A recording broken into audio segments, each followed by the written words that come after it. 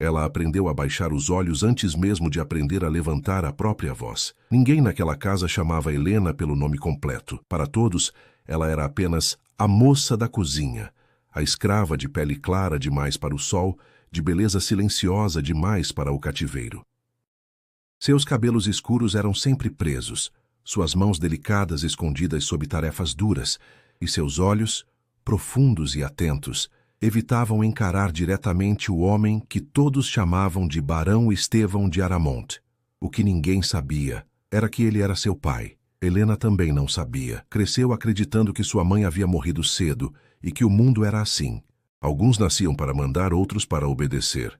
Ainda criança, guardava como único tesouro um pequeno pingente dourado, simples à primeira vista, mas finamente trabalhado. Um presente deixado por uma mulher desconhecida numa noite chuvosa, junto a um beijo apressado e um sussurro.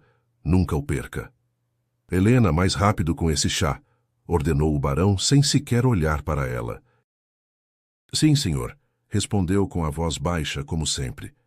Os anos passaram e Helena tornou-se uma jovem de beleza rara, daquelas que chamavam atenção mesmo quando tentavam desaparecer. As visitas comentavam em murmúrios, as criadas cochichavam, e o barão sentia um incômodo que não sabia nomear. Havia algo naquela moça que o desarmava. Um gesto, um olhar, uma sensação estranha de familiaridade. Numa tarde comum, enquanto Helena se inclinava para recolher taças caídas, o pingente escapou por entre sua blusa simples. O brilho dourado chamou a atenção do barão como um golpe silencioso. "Onde você conseguiu isso?" perguntou ele com a voz mais dura do que pretendia. Helena levou a mão ao peito assustada. "É meu desde criança, senhor. Foi um presente." O barão se aproximou, o coração acelerado. Reconheceria aquele símbolo em qualquer lugar. Um brasão antigo, pertencente à casa de Wallenburg. O pingente que ele mesmo mandara forjar anos atrás para a duquesa desaparecida numa noite envolta em segredos e vergonha. As mãos dele tremeram. Quem lhe deu isso?" insistiu, quase num sussurro. Helena engoliu em seco. "Não sei o nome dela. Só me disse para nunca perder." Naquele instante, o passado que Estevão tentou enterrar voltou com força. A mulher que amou em silêncio, a criança que acreditou ter morrido, a decisão covarde que tomou para proteger seu título, e ali, diante dele, estava a prova viva de seu maior pecado, e talvez de sua redenção. Antes de seguirmos, se essa história já tocou algo dentro de você, curta e se inscreva para não perder mais contos como este. Histórias de dor, verdade e recomeços, porque a partir daquele pingente, nada naquela casa voltaria a ser como antes. O barão Estevão de Aramont passou o resto daquela tarde sem conseguir permanecer em lugar algum. Caminhava pelos corredores largos da propriedade como um homem assombrado, os passos ecoando mais alto do que o habitual, como se a própria casa sussurrasse verdades que ele passou décadas evitando ouvir. Helena, por sua vez, não compreendia o motivo da inquietação repentina do senhor da casa. Nunca antes ele lhe dirigira tantas perguntas, nunca antes a observara com tanta atenção. Enquanto esfregava o chão da sala principal, sentia o peso daquele olhar distante, quase doloroso. "Helena!" chamou ele da soleira da porta. Ela se levantou imediatamente, limpando as mãos no avental gasto. "O senhor chamou?" Estevão demorou alguns segundos para responder. Observou o rosto dela com cuidado, como quem tenta reconhecer um traço esquecido em um retrato antigo. O formato do nariz, o contorno dos lábios, os olhos, eram idênticos aos da mulher que ele amara em segredo. "Quantos anos você tem?" perguntou por fim. 18, senhor." O número atingiu-o como um golpe. Fez as contas mentalmente, o passado encaixando-se com crueldade. Era impossível negar. Mas negar era tudo o que ele sabia fazer há anos. "Você se lembra de algo da sua infância?" insistiu. Helena franziu a testa, confusa. "Pouco, senhor. Lembro de uma casa grande, cortinas claras, e de uma mulher que cantava para mim à noite. Depois, nada. Fui trazida para cá ainda pequena. O silêncio que se seguiu era pesado. Estevão sentiu o peito apertar. Aquela casa grande, as cortinas claras, era o solar dos Wallenburg. Era o lar da duquesa desaparecida, oficialmente dada como morta após um escândalo jamais explicado. Pode ir, disse ele abruptamente. Helena fez uma reverência rápida e saiu, o coração inquieto. Algo havia mudado. Ela sentia isso no ar, no modo como os criados cochichavam, no jeito como o barão evitava encará-la diretamente durante o jantar. Naquela noite, Estevão não dormiu. Abriu cofres antigos, espalhou documentos sobre a mesa do escritório. Cartas amareladas pelo tempo, selos, brasões, provas que ele mesmo escondera do mundo. No fundo de uma gaveta, encontrou outra peça idêntica ao pingente de Helena. A metade que ele guardara como lembrança e culpa. É ela, murmurou com a voz embargada. Minha filha. Mas reconhecer a verdade era apenas o começo. Como um barão respeitado explicaria que manteve a própria filha como escrava dentro de sua casa? Como desfaria anos de silêncio sem destruir o pouco de honra que ainda lhe restava? Enquanto isso, Helena sentava-se sozinha no pequeno quarto dos fundos, segurando o pingente entre os dedos. Pela primeira vez sentia medo de perdê-lo. Pela primeira vez, sentia que aquele objeto simples carregava algo maior do que lembranças vagas. "O que você tem, menina?" perguntou Rosa, a criada mais velha, entrando sem bater. "Nada. Só estou cansada", respondeu Helena, forçando um sorriso. Rosa a observou por um instante, depois suspirou. "Cuidado. Quando os senhores começam a olhar demais, nunca é bom sinal." Helena assentiu, mas no fundo sentia algo diferente do medo comum das senzalas. Era uma inquietação estranha, como se uma porta antiga estivesse prestes a se abrir. No dia seguinte, o barão tomou uma decisão inesperada. Mandou chamar Helena ao escritório, um lugar onde ela nunca fora autorizada a entrar.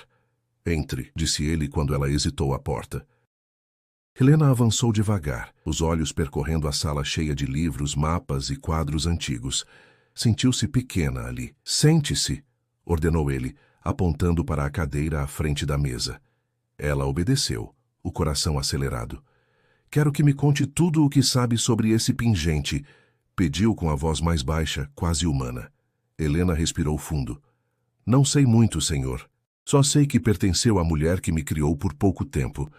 Ela chorava quando me entregou e disse que um dia ele me levaria para casa." "Ele quem?" perguntou Estevão, quase sem voz. "Não sei", respondeu Helena com sinceridade.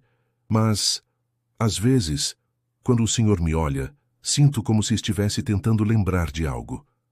Aquelas palavras atravessaram Estevão como lâmina. Ele desviou o olhar, levantou-se bruscamente e foi até a janela. "Você pode ir", disse com esforço. Helena levantou-se, confusa e magoada. Ao sair, não percebeu que deixara cair o pingente sobre o tapete persa. Estevão virou-se apenas minutos depois, e ao ver o objeto no chão caiu de joelhos como um homem vencido. "Perdoe-me", sussurrou. "Perdoe-me por ter esperado tanto." O destino já havia começado a se mover, e a partir dali não haveria mais como impedir que a verdade viesse à luz. Na manhã seguinte, Helena foi acordada antes mesmo do sino tocar. O sol ainda mal havia rompido o horizonte quando uma criada bateu à sua porta com pressa incomum. "Vista-se." O barão mandou chamá-la outra vez. O coração de Helena apertou. Nunca em toda a sua vida fora chamada 2 vezes seguidas ao escritório. Algo estava errado, ou diferente demais para ser ignorado. Ela vestiu o vestido simples de sempre, prendeu os cabelos com cuidado e segurou o pingente com força, como se ele fosse sua única âncora. Ao entrar no escritório, encontrou o barão de pé, com o semblante cansado, os olhos marcados por uma noite sem descanso.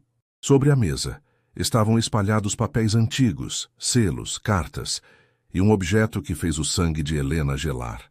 Um pingente idêntico ao seu. "Sente-se, Helena", disse ele, com um tom menos rígido do que o habitual. Ela obedeceu, os olhos presos ao objeto. "O senhor tem outro igual ao meu?" Estevão respirou fundo, como se cada palavra fosse uma confissão arrancada à força. "Tenho, e não é coincidência." O silêncio que se seguiu era espesso. Helena sentiu a garganta secar. "O que isso significa, senhor?" Ele passou a mão pelo rosto, claramente em conflito. "Significa que você não é quem lhe disseram que era." Helena sentiu um frio subir pela espinha. "Não entendo." "Você nasceu livre", disse ele finalmente. Mais do que isso, nasceu nobre.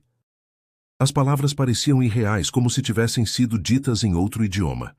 Isso é algum tipo de brincadeira cruel? A voz dela tremeu. Porque eu nunca fui nada além do que sou aqui. Eu sei, respondeu ele com amargura. E essa é a parte que mais me condena, ele contou. Não tudo de uma vez, mas o suficiente para que Helena sentisse o mundo se reorganizar diante de seus olhos. Falou da duquesa desaparecida, da pressão social, do medo do escândalo, da decisão covarde de esconder a criança para protegê-la. Cada palavra era um golpe. O senhor está dizendo, Helena levantou-se abruptamente, que minha mãe era uma duquesa e que eu fui escondida como se fosse um erro. Estevão não conseguiu responder de imediato. Apenas assentiu. E mesmo assim, a voz dela falhou. O senhor me manteve aqui, trabalhando, servindo, olhando para o chão. Eu não soube como desfazer o que fiz, disse ele com os olhos marejados, e quando percebi, o tempo já tinha me tornado um homem fraco demais para a verdade. Helena sentiu raiva, uma raiva quente, diferente de tudo o que já sentira. O senhor não me protegeu, disse, firme. O senhor me apagou. O barão fechou os olhos como se aceitasse a sentença. Naquele mesmo dia, os rumores começaram a circular pela casa. Criados cochichavam nos corredores, olhares curiosos seguiam Helena, agora não mais invisível. Alguns a olhavam com inveja, outros com desconfiança. — Você percebeu? Murmurou Rosa, enquanto dobravam lençóis juntas. — Estão falando de você em todo canto. — Deixe que falem, respondeu Helena, tentando parecer forte, embora o peito estivesse em turbulência. Pela primeira vez, ela não se sentia apenas uma escrava. Sentia-se alguém à beira de descobrir quem realmente era. E isso assustava tanto quanto libertava. Mais tarde, Estevão reuniu coragem para dar um passo decisivo. Mandou que Helena fosse levada à sala principal, diante de alguns membros influentes da propriedade. Esta jovem, anunciou com a voz solene, não será mais tratada como escrava nesta casa. Um murmúrio atravessou o salão. Helena sentiu as pernas tremerem. A partir de hoje ela terá educação, aposentos dignos e será reconhecida como parte da minha família. As palavras ecoaram como um trovão. Helena olhou para ele incrédula. — Por quê? Perguntou em voz baixa quando ficaram a sós novamente. — Por culpa? — Por verdade, respondeu ele. — E porque ainda posso fazer a coisa certa, se você permitir. Helena desviou o olhar. Não era fácil aceitar. Não era simples perdoar. Eu preciso de tempo, disse ela. Tempo para entender quem sou sem as correntes que me colocaram. Você terá todo o tempo que quiser, garantiu ele. E ali algo começou a mudar não só naquela casa, mas dentro de Helena. Pela primeira vez, ela ousou levantar o olhar ao caminhar pelos corredores. Pela primeira vez, sentiu que o futuro não estava totalmente escrito por outros. E você que está acompanhando essa história até aqui, me diga nos comentários, de onde você está nos assistindo. Cada lugar carrega sua própria história, e talvez um pouco da sua esteja se misturando com a de Helena agora. Naquela noite, Helena tocou o pingente antes de dormir. Não como um amuleto de sobrevivência, mas como símbolo de uma identidade que começava lentamente a despertar. Helena passou a noite em claro. Não por causa do colchão mais macio que lhe deram provisoriamente, nem pelo silêncio estranho de um quarto que não cheirava a trabalho pesado, mas pelas palavras que agora ecoavam em sua mente como passos em um corredor vazio. Você nasceu nobre. Nobre. A palavra parecia grande demais para caber nela. Na manhã seguinte, uma criada entrou timidamente no quarto trazendo um vestido simples, porém novo, de tecido claro. O barão pediu que a senhorita use isto hoje. Senhorita. O termo fez Helena estremecer. Pode deixar ali, respondeu, sem saber exatamente como deveria falar agora. Ficou sozinha encarando o vestido dobrado sobre a cama. Passou os dedos pelo tecido com cuidado, como se tivesse medo de rasgá-lo. Vestiu-se devagar, ainda se sentindo uma impostora dentro daquela roupa limpa, quase elegante. Ao sair para o corredor, percebeu os olhares, alguns respeitosos demais, outros carregados de julgamento. Agora virou dama, sussurrou alguém, sem se preocupar em esconder. Helena fingiu não ouvir, mas cada palavra pesava. Durante anos fora invisível. Agora era observada como se tivesse roubado algo que não lhe pertencia. No salão de estudos improvisado, um tutor aguardava. Um homem magro, de óculos redondos, com livros empilhados à sua frente. Sou o Sr. Maurin. Fui encarregado de lhe ensinar leitura, escrita e... história. História de quem? Helena perguntou, sentando-se com rigidez. Ele hesitou. A sua também, imagino. As aulas começaram, mas Helena mal conseguia se concentrar. As letras dançavam diante de seus olhos, enquanto sua mente insistia em voltar às lembranças da cozinha, do chão frio, das ordens secas. Helena, chamou o tutor gentilmente. Você não precisa provar nada agora. Ela levantou o olhar. Preciso, sim. Todos aqui acham que não mereço estar onde estou. Enquanto isso, o barão Estevão enfrentava seus próprios fantasmas. A decisão de reconhecer Helena abalara acordos antigos, amizades convenientes e até sua posição social. Um visitante inesperado chegou naquela tarde, o conde Alvarik, homem influente e conhecido por não tolerar escândalos. Está louco? Disparou o conde assim que ficaram a sós. Assumir uma bastarda criada como escrava? Isso vai manchar tudo. O que mancha é a mentira, respondeu Estevão cansado. Já menti tempo demais.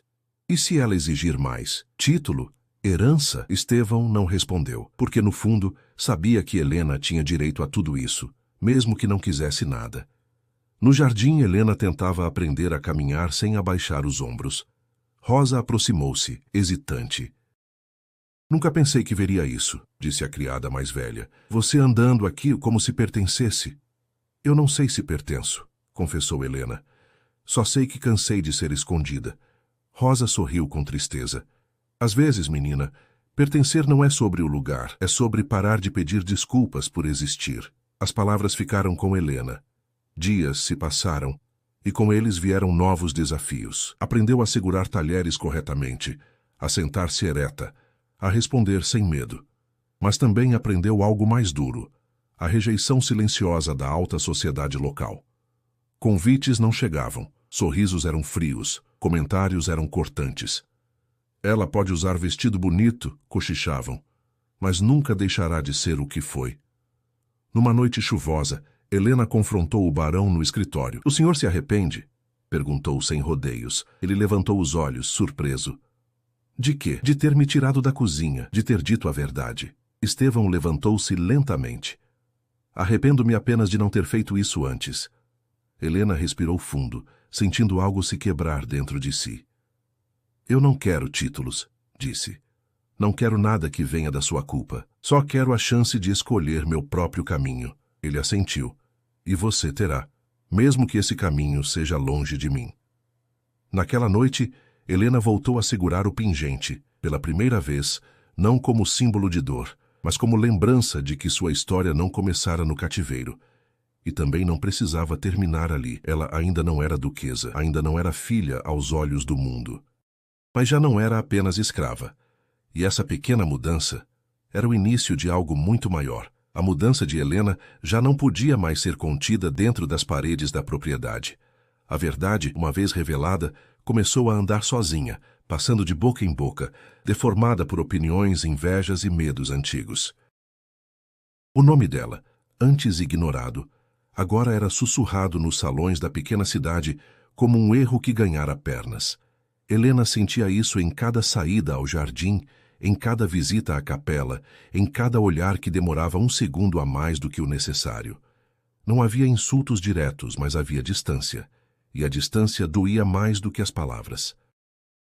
Eles não me querem aqui, disse ela a Rosa numa manhã em que recusara o café servido em porcelana fina. Eles não sabem lidar com o que foge da ordem, respondeu a criada.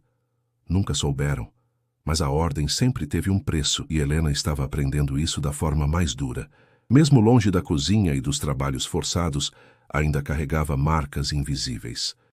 À noite, acordava assustada com o som de passos que não existiam. Durante o dia sentia culpa por descansar. Enquanto isso, o barão Estevão enfrentava resistência aberta. Cartas chegaram. Algumas educadas, outras ameaçadoras. Questionavam sua sanidade, sua honra, seu direito de governar suas próprias terras. Estão pedindo que eu a envie para longe, disse ele certa noite, entregando uma das cartas a Helena. Ela leu devagar, as mãos firmes. Para protegê-lo? Perguntou. Para me salvar de você, respondeu ele com amargura. Helena dobrou o papel. Talvez seja melhor, disse com calma surpreendente. Talvez eu deva ir. Não, respondeu ele imediatamente. Eu já a abandonei uma vez. Não farei isso de novo. As palavras ficaram suspensas entre eles. Não eram suficientes para apagar o passado, mas eram um começo. Dias depois, um evento mudou o curso de tudo. Um grupo de trabalhadores se revoltou após boatos de que Helena seria elevada oficialmente à herdeira. A revolta não foi violenta, mas foi clara. Uma escrava não pode mandar em nós, gritou um homem no pátio. Helena assistiu à cena da janela, o coração disparado. Eles têm medo, disse ela. Não de mim, do que eu represento. E o que você representa? Perguntou Estevão. Helena pensou por um momento. A prova de que o sistema pode falhar. Naquela noite, Helena tomou uma decisão. Vestiu-se de forma simples, como antes, e desceu até o pátio. Estevão tentou impedi-la. Você não precisa fazer isso. Preciso sim, respondeu ela. Se vou existir neste lugar, não será escondida atrás das suas paredes. Ela falou com os trabalhadores. Não como nobre, não como filha, mas como alguém que conhecia o peso do chão duro, das mãos feridas, da fome silenciosa. Eu trabalhei ao lado de vocês, disse a voz firme. Eu sei o que é não ser vista. Não estou aqui para tomar nada, só para não ser apagada de novo. O silêncio que se seguiu foi pesado, mas diferente. Alguns baixaram os olhos, outros assentiram. Não houve aplausos, nem promessas, mas houve algo raro. Escuta. A partir daquele dia, Helena passou a circular livremente, ainda observada, ainda julgada, mas não mais temida da mesma forma. Começou a ajudar na administração simples, organizando estoques, ouvindo queixas, sugerindo pequenas melhorias. Você tem cabeça para isso, comentou o barão certa tarde. Tenho prática, corrigiu ela. Quem sobrevive aprende rápido. Mas nem todos estavam dispostos a aceitar aquela transformação. O conde Alvarik voltou, mais frio que antes. Está criando um problema maior, disse ele a Estevão. A cidade não aceitará isso. A cidade já está mudando, respondeu o barão. Quer você queira ou não. Helena ouviu parte da conversa. Não sentiu medo, sentiu cansaço. Um cansaço profundo de lutar apenas para existir. Naquela noite escreveu sua primeira carta sozinha. Não era para ninguém importante, era para si mesma. Escreveu sobre a menina que fora, sobre a mulher que estava se tornando, sobre o direito de escolher. Dobrou o papel e guardou junto ao pingente. Seja quem você quiser, murmurou para si mesma. O caminho ainda era incerto. Havia perdas à frente, decisões difíceis, feridas que talvez nunca se fechassem por completo. Mas algo essencial já havia mudado. Helena não esperava mais permissão. Ela caminhava. O inverno chegou mais cedo naquele ano, trazendo consigo um frio que parecia atravessar não apenas as paredes da propriedade, mas também as relações ainda frágeis que ali se reconstruíam. Helena sentia que caminhava sobre um chão fino, como gelo prestes a rachar. Bastava um passo em falso, uma decisão mal interpretada, e tudo poderia desmoronar. Mesmo assim, ela não recuou. Passou a acompanhar o barão em pequenas reuniões administrativas, sempre em silêncio no início, apenas ouvindo. Alguns homens fingiam que ela não estava ali. Outros a observavam com atenção excessiva, esperando um erro. A jovem não deveria participar disso, comentou um deles certo dia. Assuntos sérios exigem experiência. Helena manteve-se calada. Foi Estevão quem respondeu. Experiência não nasce com o título. Nasce com a vida. A frase ecoou mais forte do que ele esperava. Com o tempo, Helena começou a falar. Primeiro com cuidado, depois com firmeza. Apontava falhas simples, desperdícios óbvios, injustiças pequenas, mas constantes. Não falava como quem manda, mas como quem conhece a base do problema. Se os trabalhadores tiverem descanso regular, produzem mais, disse ela numa dessas reuniões. Não é generosidade, é lógica. Alguns riram, outros pensaram. Mas nem todos estavam dispostos a aceitar aquela mudança silenciosa.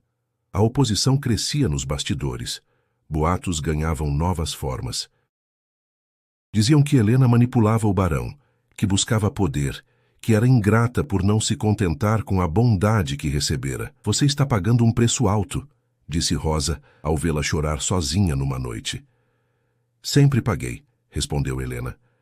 A diferença é que agora sei por quê. O momento mais difícil veio quando Estevão adoeceu. Uma febre forte o deixou de cama por dias. E o medo que Helena não ousara nomear, finalmente tomou forma. Sentada ao lado dele, segurando-lhe a mão, percebeu o quanto aquele homem, falho, covarde, humano, havia se tornado importante para ela. Se eu não sair dessa, murmurou ele delirante, me perdoe. Pare, disse Helena com firmeza contida. O senhor ainda está aqui, e eu também. Mas a possibilidade da perda mudou algo dentro dela. Pela primeira vez, pensou seriamente em partir, não por medo, mas por exaustão. Talvez fosse mais fácil começar em outro lugar, longe de olhares que a definiam apenas pelo passado. Quando Estevão melhorou, encontrou Helena pronta para conversar. Eu pensei em ir embora, disse ela sem rodeios. Ele sentou-se devagar, ainda fraco. Eu imaginei. Aqui eu sempre serei a escrava que virou outra coisa, continuou. Nunca apenas Helena. Estevão respirou fundo. Se você for, eu entenderei. Mas saiba de uma coisa. Onde quer que vá, você não precisa carregar a vergonha que foi minha. Ela o encarou por um longo momento. Não é vergonha que carrego, respondeu. É história. E eu não vou fingir que ela não existe. A decisão veio dias depois, não como fuga, mas como escolha. Helena anunciou que ficaria. Não por obrigação, não por dívida, mas porque queria ver até onde aquela mudança poderia ir. Então vamos fazer direito, disse Estevão. Não pela aparência, pela verdade. Ele tomou uma atitude final e irreversível. Convocou uma assembleia pública e declarou oficialmente a origem de Helena, assumindo sua culpa diante de todos. Não pediu perdão. Não tentou se justificar. Apenas disse a verdade. O impacto foi profundo. Alguns se afastaram definitivamente. Outros, surpreendentemente, permaneceram. A cidade nunca mais seria a mesma.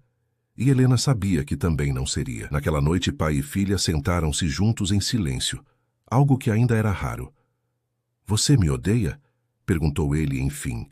Helena pensou com cuidado. Não, respondeu. Mas também não esqueço. Ele assentiu.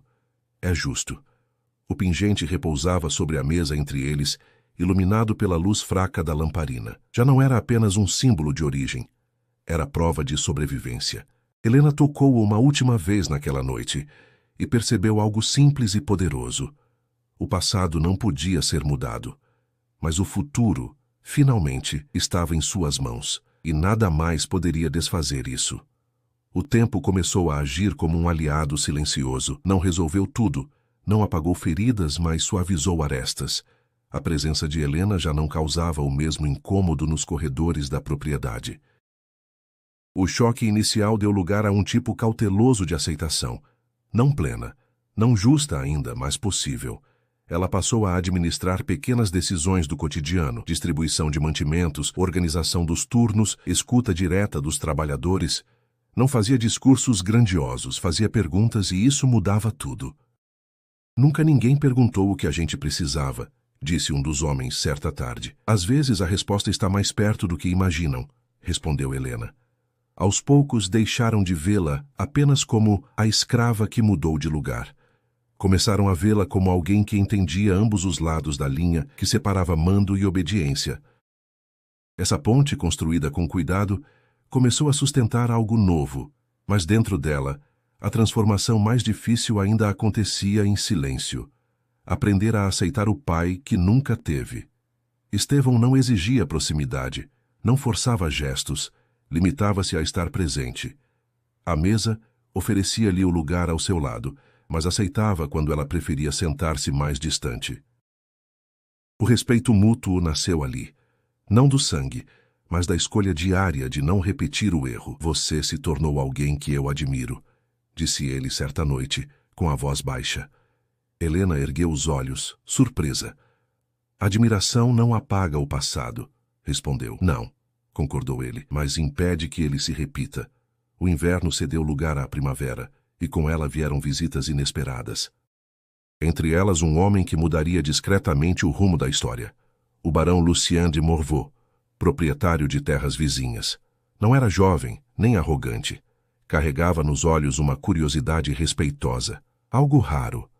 Lucien percebeu Helena antes que os outros a comentassem. Não perguntou de onde vinha, perguntou o que pensava. Você fala pouco, disse ele durante um jantar. Aprendi a ouvir, respondeu Helena. Ele sorriu. A convivência cresceu aos poucos, sem pressa, sem promessas. Conversavam sobre colheitas, sobre justiça, sobre escolhas difíceis. Pela primeira vez, Helena sentiu algo diferente do medo ou da obrigação. Sentiu-se vista, não como passado, mas como presente. Estevão observava à distância, em silêncio. Não interferiu, não opinou. Apenas esperou que a vida seguisse seu próprio ritmo, mas o verdadeiro ponto de virada veio numa manhã simples, quase comum. Helena caminhava pelo pátio quando ouviu uma criança chorar.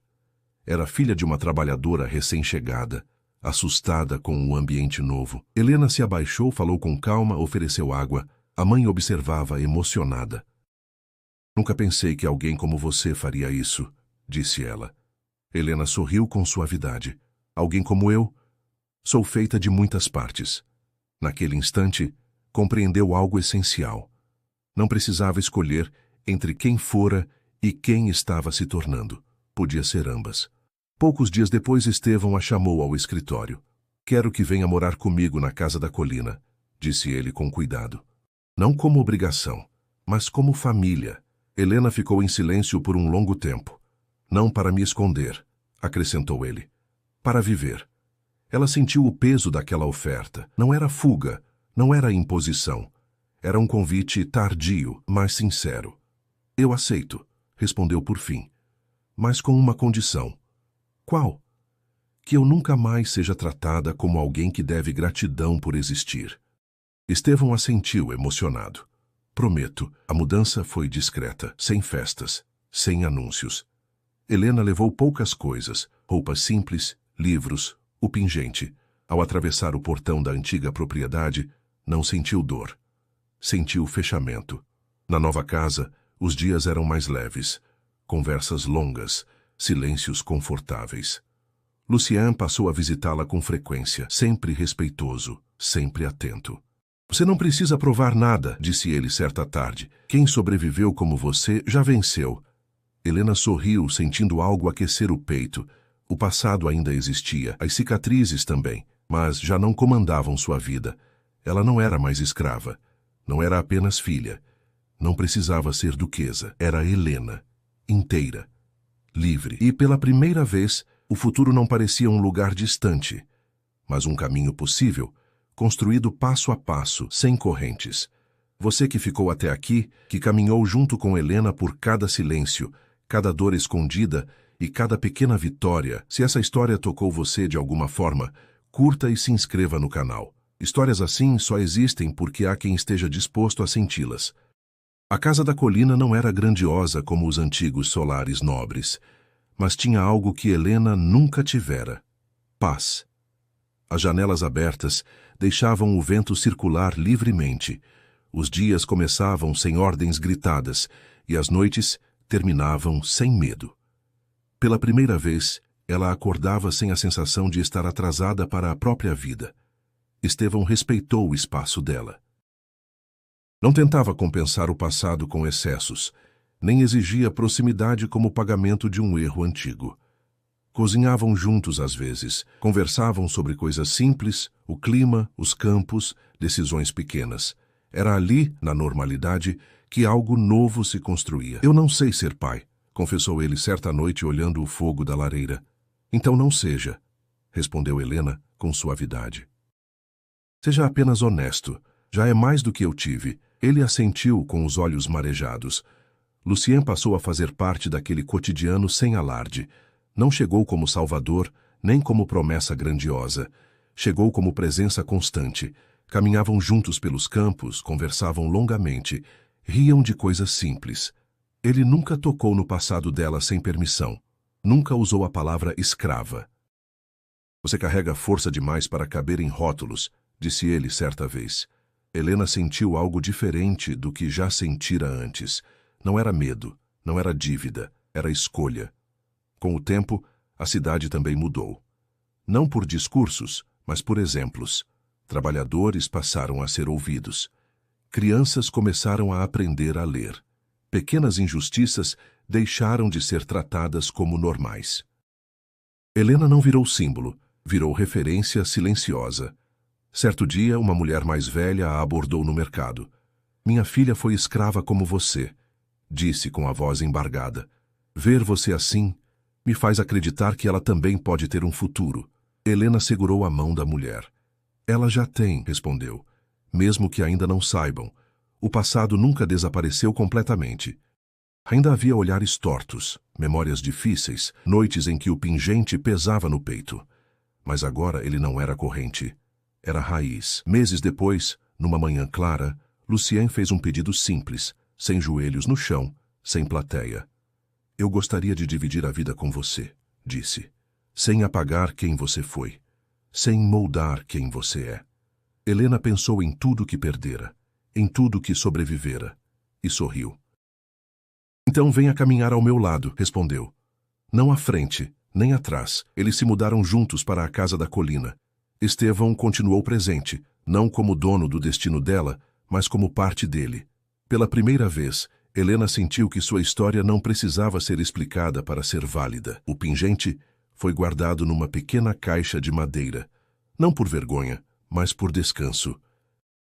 Ele já havia cumprido seu papel. Helena não se tornou duquesa, não precisou de título, não precisou apagar o passado. Ela se tornou livre, livre para escolher onde morar, livre para amar sem medo, livre para existir sem pedir licença. E ao olhar para o horizonte numa tarde comum, entendeu algo que levou uma vida inteira para aprender. Nem toda a herança vem do sangue. Algumas vêm da coragem de sobreviver e da decisão de viver melhor.